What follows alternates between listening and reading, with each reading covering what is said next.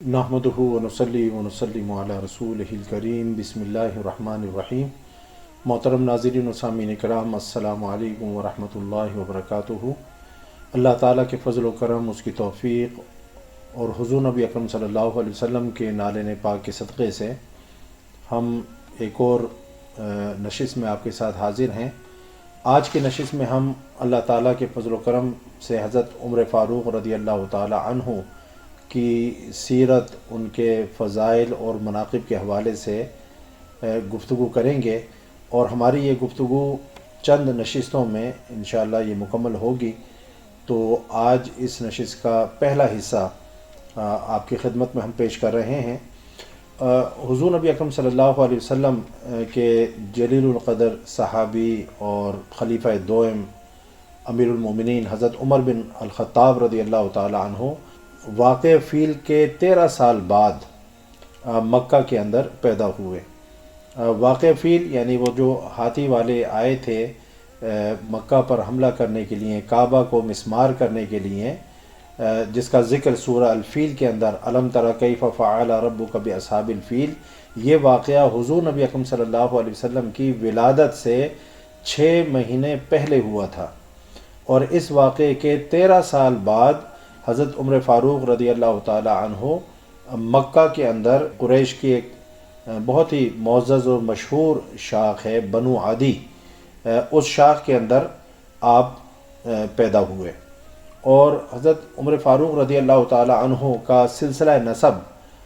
9ویں پشت پر جا کر حضور نبی اکرم صلی اللہ علیہ وسلم کے ساتھ مل جاتا ہے۔ آپ یوں سمجھ لیں کہ حضور نبی اکرم صلی اللہ علیہ وسلم کی نسب میں اور آپ کی نسل میں ایک بزرگ ہیں جن کا نام ہے کعب۔ ان کے 2 بیٹے تھے، ایک مرہ اور دوسرے عدی، مرہ بن کعب اور عدی بن کعب۔ حضور نبی اکرم صلی اللہ علیہ وسلم مرہ بن کعب کی اولاد ہیں، اور حضرت عمر فاروق رضی اللہ تعالی عنہ عدی بن کعب کی اولاد ہیں۔ تو 9ویں پشت کے اوپر جا کر حضرت عمر فاروق رضی اللہ تعالی عنہ کا نسب حضور نبی اکرم صلی اللہ علیہ وسلم کے ساتھ مل جاتا ہے۔ آپ کا یہ جو قبیلہ تھا بنو عدی یعنی عدی کے بیٹے، یہ قبیلہ مکہ کا ایک مشہور محلہ تھا شبیع کا، اس محلے کے اندر یہ قبیلہ بیسیکلی آباد تھا۔ حضرت عمر فاروق رضی اللہ تعالی عنہ کا لقب فاروق ہے، اور آپ کی کنیت ابو حفص ہے، اور یہ دونوں یعنی لقب اور کنیت دونوں آپ کو حضور نبی اکرم صلی اللہ علیہ وسلم نے عطا فرمائی۔ حضرت عمر فاروق رضی اللہ تعالی عنہ شروع سے ہی تجارت کے پیشے سے وابستہ تھے، اور ایک مشہور یہ مکہ کے تاجر تھے۔ اس کے علاوہ آپ فنون سپہ گری، شمشیر زنی، نیزہ بازی، تیر اندازی، گھڑ سواری، اس میں بھی بہت ماہر تھے، اور خاص طور پر جو ہے پہلوانی اور کشتی میں آپ کمال مہارت رکھتے تھے۔ مکہ کے اندر عکاظ کے میلے ہوا کرتے تھے، ان میلوں میں حضرت عمر فاروق رضی اللہ تعالی عنہ کشتی کرتے تھے، اور دنگلوں کے اندر جو ہے آپ شرکت فرمایا کرتے تھے۔ تو یہ آپ کا جو ہے ایک شوق تھا کہ آپ اس طرح کے مشہور میلوں کے اندر اپنی جو طاقت ہے اور اپنی جواں مردی اور اپنی جو ہے کشتی کا فن جو ہے وہ دکھایا کرتے تھے۔ پھر حضرت عمر فاروق رضی اللہ تعالی عنہ یعنی ایک ایسے دور میں جب مکہ کے اندر آپ دیکھیں کہ بہت کم لوگ لکھنا پڑھنا جانتے تھے، اکثر لوگ جاہل تھے، ان پڑھ تھے، اور تعلیم سے بے بہرہ تھے۔ ایسے وقت میں حضرت عمر فاروق رضی اللہ تعالی عنہ انہوں نے بچپن میں ہی لکھنا پڑھنا سیکھ لیا تھا، اور آپ عربی لغت، ادب، فصاحت و بلاغت، تقریر میں، خطابت میں، حکمت و دانش میں ید طولہ رکھتے تھے۔ تو حضرت عمر فاروق رضی اللہ تعالی عنہ کے اندر یہ ساری جو خصوصیات ہیں وہ الحمدللہ موجود تھیں، اور یہی وجہ تھی کہ قریش کہ لوگ جو ہے اپنے نازک اور حساس مواقع پر گفت و شنید کے لیے حضرت عمر فاروق رضی اللہ تعالیٰ عنہ کو اپنا نمائندہ بنا کر، اپنا سفیر بنا کر بھیجا کرتے تھے۔ حضرت عمر فاروق رضی اللہ تعالیٰ عنہ ان خوش نصیب لوگوں میں بھی شامل ہیں جنہوں نے اسلام کے ابتدائی دور میں اسلام قبول کر لیا تھا۔ تو حضرت عمر فاروق رضی اللہ تعالیٰ عنہ جب کہ مسلمان بہت زیادہ مظلوم تھے، لاچار تھے، یعنی نبوت کے 6 سال میں حضرت عمر فاروق رضی اللہ تعالیٰ عنہ اسلام لے کر آئے، اور آپ کا شمار السابقون الاولون میں ہوتا ہے، یعنی ان لوگوں میں جو بھلائی میں سب سے آگے بڑھ جانے والے ہیں، ان لوگوں میں آپ کا شمار ہوتا ہے۔ اور جس وقت آپ ایمان لے کر آئے اس وقت آپ کی عمر تقریباً جو ہے 26-27 سال آپ کی عمر تھی، اور اس وقت 40 مرد اور 11 عورتیں اسلام قبول کر چکے تھے۔ تو بہت مختصر تعداد تھی جنہوں نے اسلام قبول کیا تھا، اور ابھی ابتدائی دور تھا اسلام کا، اور مسلمانوں کے اوپر بہت زیادہ ظلم و ستم ہو رہے تھے، اور مکہ کے اندر مسلمانوں کا جینا دوبھر کر دیا گیا تھا،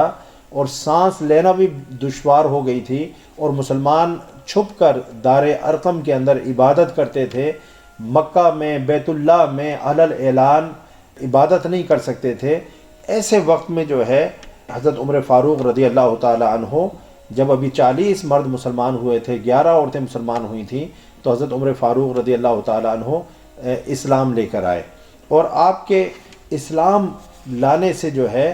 مسلمانوں کو اور اسلام کو بہت فائدہ ہوا، اور آپ کو مراد رسول کہا جاتا ہے۔ تو حضور نبی اکرم صلی اللہ علیہ وسلم نے اللہ کی بارگاہ میں یہ دعا کی کہ اللہم اعز الاسلام بعمر بن الخطاب و بعمر بن ہشام، کہ اللہ، یعنی 2 تھے، ایک عمر تھے اور ایک عمر بن ہشام تھے۔ حضور نبی اکرم صلی اللہ علیہ وسلم نے اللہ کی بارگاہ میں عرض کی کہ مولا عمر کے ذریعے سے یا عمر بن ہشام کے ذریعے سے اسلام کو عزت اور شان و شوکت عطا فرما۔ تو آپ کو معلوم ہے کہ نبی کی دعا اللہ تعالیٰ رد نہیں فرماتا، اللہ تعالیٰ اپنے نبی کی دعا کو ضرور قبول فرماتا ہے۔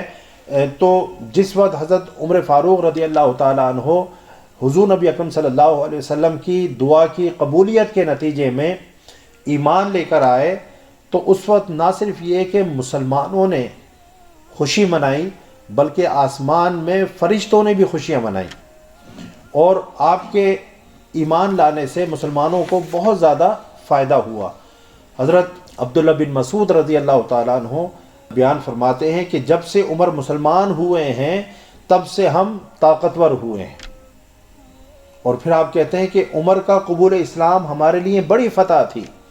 ان کی ہجرت ہمارے لیے نصرت تھی، اور ان کی خلافت ہمارے لیے رحمت تھی۔ اللہ کی قسم، عمر کے قبول اسلام سے قبل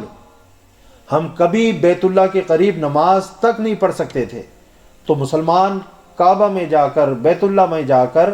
نماز علل اعلان نہیں پڑھ سکتے تھے، لیکن جب عمر فاروق اسلام لے کر آئے تو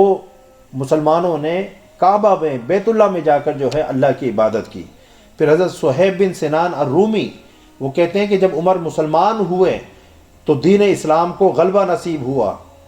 اور دین اسلام کی طرف علل اعلان دعوت دی جانے لگی، لوگوں کو کھلم کھلا اسلام کی طرف دعوت دی جانے لگی۔ بیت اللہ کے قریب ہم اپنے حلقے بنا کر بے خوف و خطر بیٹھنے لگے، بیت اللہ کا طواف کرنے لگے، اور ماضی میں جو لوگ ہمارے ساتھ زیادتی کرتے تھے، ظلم کرتے تھے، ناانصافی کرتے تھے ہمارے مسلمان ہونے کی وجہ سے، اب ہم کسی حد تک ان سے اپنا حق بھی وصول کرنے لگے۔ تو محترم ناظرین و سامعین کرام، حضرت عمر فاروق رضی اللہ تعالی عنہ کے اسلام قبول کرنے سے مسلمانوں کو بہت زیادہ فائدہ ہوا، اور آپ کے اسلام قبول کرنے کا جو واقعہ ہے وہ بھی ایک اپنی نوعیت کے اعتبار سے